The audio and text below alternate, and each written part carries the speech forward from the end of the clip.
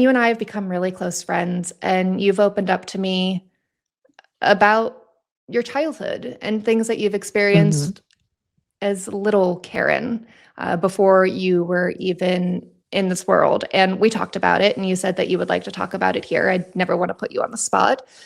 But can you tell me a little bit about what you've shared with me about what makes you see this work kind of from a different perspective?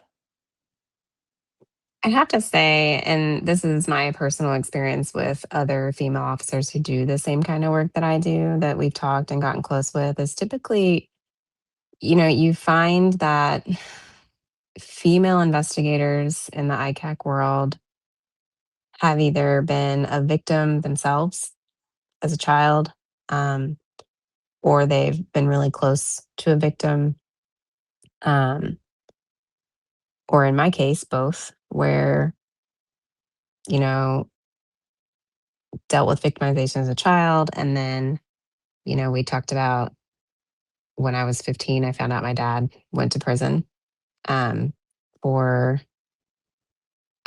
sexually assaulting a 16-year-old. So a girl a year older than me at the time.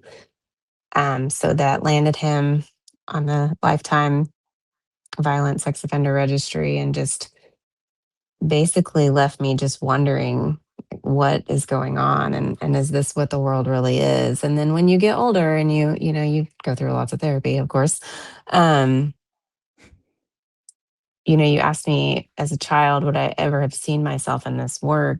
And I said no. But now that I'm here, I kind of feel like there's a reason that I am, because I can see that from multiple angles. I can see it as a victim who never got justice, and I can see it as the daughter of a perpetrator, and how that kind of feels and looks like, and how you process that. But then I also see it as law enforcement, and I have kids of my own now, and get to look at that from the lens of a mother and a parent. So I think that when you have life experiences like that, and then you do the work that I do, I think that brings a push of passion that some investigators just don't have. Say you got thrown into ICAC, and you were low man on the totem pole, and this is where you got stuck in investigations. And then you're like, this is my life now. Like, I'm just Right. looking at all these images all day and trying to figure out what's going on. Like, and it's, I think if you have almost a personal interest or something that drives you to come to work every day like I do. I mean, you've seen me. You've seen me on some tired days.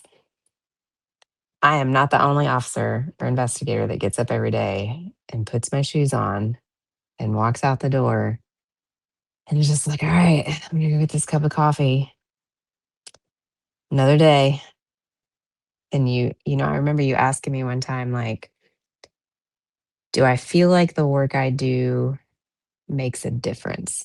And we talked about David and Goliath, and how, as investigators, especially in this niche of investigations that we're in, I feel like we're just David throwing little pebbles at the evil that is Goliath. And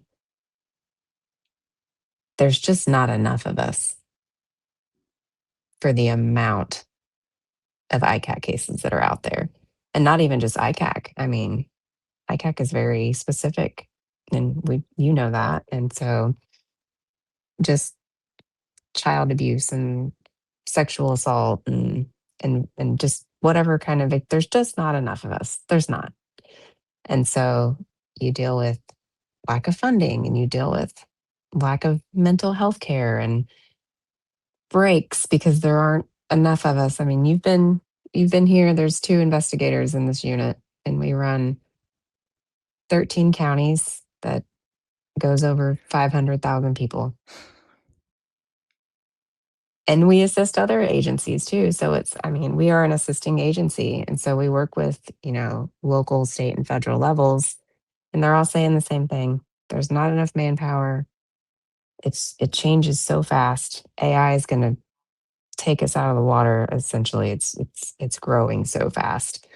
Um, so I just feel like personally, as an investigator, and I'm not trying to speak for anybody else, my life experiences definitely impact the way that I come in to work every day and push through things and hard days. But it makes those wins so much better. I really feel like that little girl in me finally got one for the team. I'm like, hey, yeah, I got it. So I would say that, if you've been through it and you've lived that life, or you've been with somebody or are close to somebody, I mean, you and I are really close. And just your story was way worse than mine, but we still Don't have say the same that. scars. And here we are, what, forever ago. Just, yeah. Just hanging out, Yeah. talking about it Yeah. Well, on an so many open forum. people. Here we are. Right. Here we are.